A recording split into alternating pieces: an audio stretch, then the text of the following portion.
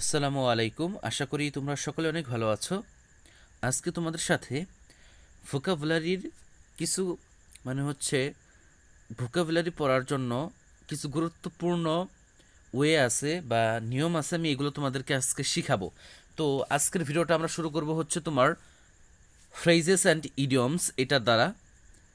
আশা করি তোমরা এই ক্লাসটা করার মাধ্যমে বুঝতে পারবা আসলে ভোকাবুলারি কিভাবে পড়া উচিত আর আমরা কিভাবে পড়ে অভ্যস্ত। চলো শুরু করা যাক। দেখো, প্রথমেই বলা আছে a bolt from the blue. এটার অর্থ হচ্ছে বিনা মেঘে বজ্রপাত। দেখো, আমাদের ভোকাবুলারি পড়ার মেইন টার্গেট হচ্ছে যেন এটা আমাদের দীর্ঘদিন মনে থাকে। তো কিভাবে পড়লে মনে থাকবে, কোন ওয়েতে পড়লে মনে থাকবে, এটাই তোমাদেরকে আজকে আমি শিখাবো। দেখো, বোল্ট অর্থ হচ্ছে এই যে এটা বজ্রপাত, আর ব্লু অর্থ হচ্ছে নীল। এখানে বলছে a bolt from the blue, এর আক্ষরিক অর্থ বুঝতেছো? এর আক্ষরিক অর্থ হচ্ছে যে আকাশ যখন নীল থাকে অর্থাৎ পরিষ্কার থাকে, ওনারা বলতেছে যে আকাশ যখন নীল বা পরিষ্কার থাকে তখন বজ্রপাত হয়। আসলে কি এটা কি সম্ভব? এটা কি এক্সপেক্টেড আমাদের? এটা তো আমাদের এক্সপেক্টেড না। তুমি খেয়াল করো, ঝড়ের সময় দেখো এমনি যখন আকাশ পরিষ্কার থাকে, এখানে কোনো মেঘ থাকে, মেঘ যখন না থাকে তখন আকাশ হয় নীল বা ব্লু। কিন্তু যখন মেঘ হয় তখন আকাশটা আস্তে আস্তে ডার্ক হয়ে যায় অথবা তোমার অন্ধকার হয়ে যায়, কালো হয়ে যায় তখন। এখন এই কালো যখন হয় তখন বজ্রপাত হওয়াটা স্বাভাবিক, কিন্তু যখন আকাশটা ব্লু থাকে অর্থাৎ নীল থাকে তখন তো আর বজ্রপাত হওয়াটা এটা এক্সপেক্টেড কিছু না। তার মানে এটা হচ্ছে আমাদের একটা আনএক্সপেক্টেড ক্যালামিটি। আশা করি বুঝতে পারছো তোমরা। এরপরেরটাই আসি। এরপরেরটাই বলছে অ্যাবাভ বোর্ড। অ্যাবাভ বোর্ড অর্থ ন্যায় বা লিগ্যাল কেমনে হইল। দেখো, একটা তোমরা যারা তাস খেলছো, কখনো তোমরা কেউ তাস, যখন কার্ড খেলা হয় বা তাস খেলা হয় তখন টেবিলের উপরে রেখে যখন খেলে তখন কোনো অসৎ উপায় অবলম্বন করার কোনো সুযোগ থাকে না। অর্থাৎ খেলাটা তুমি খোলামেলা খেলতেছো, কিন্তু সেইখানে কেউ কোনো হচ্ছে তোমার কোনো দুর্নীতি করতে পারতেছে না, কোনো অসৎ উপায় অবলম্বন করতে পারতেছে না। এই অ্যাবাভ বোর্ডের মাধ্যমে এটাই বোঝাচ্ছে যে এটা হচ্ছে ন্যায়, লিগেল, অনেস্ট অ্যান্ড ওপেন। আশা করি বুঝতে পারছো। পরের স্লাইডে চলে আসি। দেখো এখানে কি বলছে। প্রথমে বলছে অ্যাকিলিস হিল। অ্যাকিলিসকে তোমরা কি চিনো? হ্যাঁ, শোনো, গ্রিক পুরাণ অনুযায়ী অ্যাকিলিসের মা অ্যাকিলিসের গুড়ালি ধরে, তোমাকে আমি দেখাই আঁকাইয়া। এটা হচ্ছে অ্যাকিলিসের দেহ, এটা হচ্ছে অ্যাকিলিসের দেহ, এটা হচ্ছে মাথা, এটা হচ্ছে হাত, এই দুটো হচ্ছে পা। তো অ্যাকিলিসের মা তাকে তার গুড়ালিতে ধরে তার সমস্ত দেহটা অমৃতের মধ্যে চুবিয়ে নিয়েছিলেন। এই কারণে শুধু এই গোড়ালিটা বাদে ওর পুরা যে দেহটা ছিল, অ্যাকিলিসের যে পুরা দেহ ছিল, পুরা দেহটা তোমার অমর হয়ে যায়। কিন্তু এই গোড়ালিটা যেহেতু সে ধরেছিল এটা অমৃতে ডুবেছিল না, এই কারণে শুধু তার দেহের দুর্বল অংশই ছিল এই গোড়ালিটুকু, এবং এই অংশটাই তার অমর হয়েছিল না। এই কারণে অ্যাকিলিস হিল বলতে বোঝায় দুর্বল জায়গা বা উইক পয়েন্ট। আশা করি বুঝতে পারছো। এরপর আসো অ্যাট এ লো ইপ। দেখো, লো অর্থ কি তোমরা তো বুঝছোই, লো অর্থ পারো। ইব অর্থ হচ্ছে ভাটা। যখন কোনো স্থানে নিম্নমুখী ভাটার সৃষ্টি হয় সেখানে এই পানির পরিমাণ হ্রাস পেতে থাকে। লো ইপ মানে নিম্নমুখী ভাটা যখন সৃষ্টি হয় তখন পানির পরিমাণটাও হ্রাস পেতে থাকে।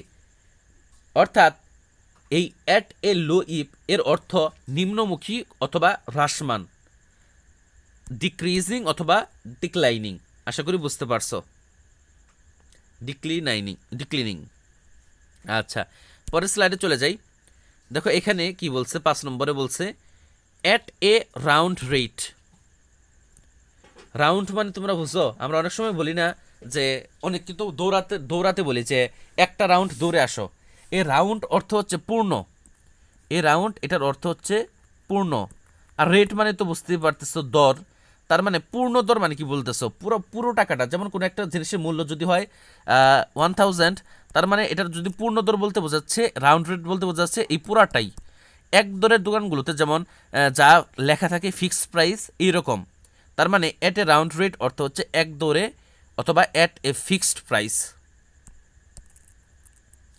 এরপর আসি এ ফরগন কনক্লুশন।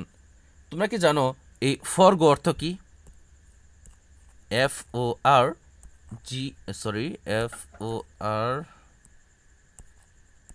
FORGO ফরগো অর্থ হচ্ছে তোমার পূর্বে চলে আসা, মানে পূর্বে কোনো কিছু জেনে গেছো এমন, পূর্বে যা পাইছো সেটা হচ্ছে ফরগো। আর কনক্লুশন মানে হচ্ছে ফলাফল। তার মানে এ ফরগন কনক্লুশন মানে হচ্ছে পূর্বে জেনে গেছো ফল, এমন একটা ফল যেটা তুমি পূর্বেই জেনে গেছো। তার মানে এটা হচ্ছে পূর্বানুমিত ফল অথবা অ্যান অ্যান্টিসিপেটেড রেজাল্ট। আশা করি বুঝতে পারছো। এরপরে আসো কি বলছে, এ হিয়ার্স ব্রিথ। তোমরা আমাকে বলো তো একটা চুলের প্রস্থ কতটুকু হতে পারে? ব্রেথ অর্থ তো হচ্ছে প্রস্থ, আর হেয়ার মানে তো বুঝতেই পারতেছো চুল। একটা চুলের প্রস্থ অনেক কম না, অনেক কম না। তার মানে এ হেয়ার্স ব্রেথ অর্থ হচ্ছে এ ভেরি শর্ট ডিস্টেন্স। আশা করি বুঝতে পারছো তোমরা। এরপরে আসো এট এ ড্যাগার্স ড্রন। দেখো ড্যাগার চিনো তোমরা? ড্যাগার কখনো দেখছো তোমরা কেউ? হ্যাঁ, এটা হচ্ছে একটা অস্ত্র। যখন কারোর সাথে শত্রুতা বেশি হয়ে যায় তখন মানুষ ড্যাগার দিয়ে আক্রমণ করে। এটা হচ্ছে অনেকটাই যে এরকম অস্ত্রের মতো ধারালো, এরকম একটা অস্ত্রের মতো।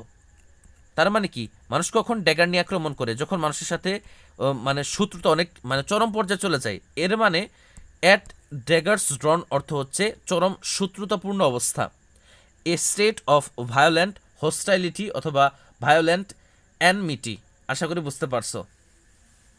পরের স্লাইডে চলে আসি, এটা শেষ স্লাইড আমাদের। দেখো বলছে 9 নম্বরে এ হোয়াইট লাই। হোয়াইট লাই বলতে কি বুঝি আমরা? হ্যাঁ, হোয়াইট লাই বলতে কি বুঝি দেখো,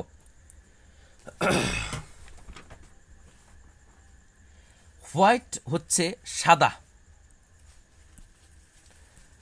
আর তোমরা সকলে জানো যে সাদা হচ্ছে শান্তির প্রতীক। তার মানে কি, এ হোয়াইট লাই, এই সাদা মিথ্যা এমন একটা মিথ্যা যেটা মানুষের কখনো ক্ষতি করে না, অর্থাৎ এটা হচ্ছে হার্মলেস লাই। আশা করি বুঝতে পারছো, এটা ভুল হবে না আর। তারপরে আসো এ রেক র্যাক টু এ বুল। রেড অর্থ লাল, এই র্যাক অর্থ হচ্ছে কাপড়ের টুকরা, বুঝছো, কাপড়ের টুকরা। আর বুল অর্থ তো বুঝতে পারতেছো সার। তার মানে কি, এ রেড রেক টু এ বুল।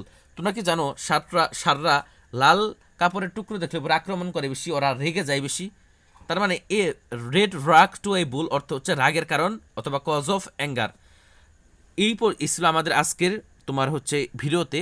তো আশা করি তোমরা বুঝতে পারছো যে ভোকাবুলারি কীভাবে পড়া উচিত। তুমি যদি একবার বুঝে পড়তে পারো, মিলিয়ে পড়তে পারো, ভোকাবুলারি নিয়ে তোমার আর কোনো সমস্যা হবে না আশা করা যায়।